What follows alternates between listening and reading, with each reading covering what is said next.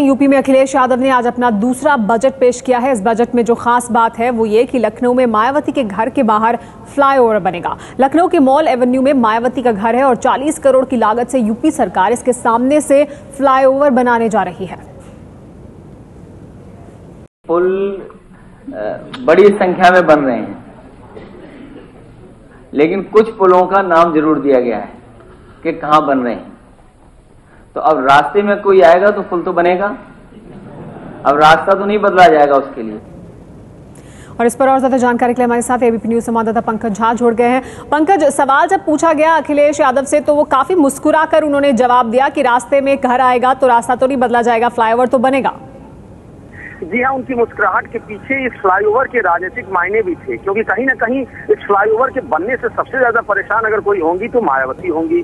क्योंकि अगर जानते हैं जो लोग मायावती के तो जिस तरीके से करोड़ों रुपए खर्च करके उन्होंने ये सरकारी बंगला तैयार करवाया था, पूर्व मुख्यमंत्री होने के नाते सबको एक बंगला मिलता है सरकारी लखनऊ में, और 13 माल एवेन्यू में उनका बंगला है और उसी के ठीक सामने में बहुजन समाज पार्टी का ऑफिस भी है, जहां पर अधिकतर अपनी पार्टी के नेताओं की मीटिंग भी लेती है। और बड़ी ऊंची दीवार है मायावती की।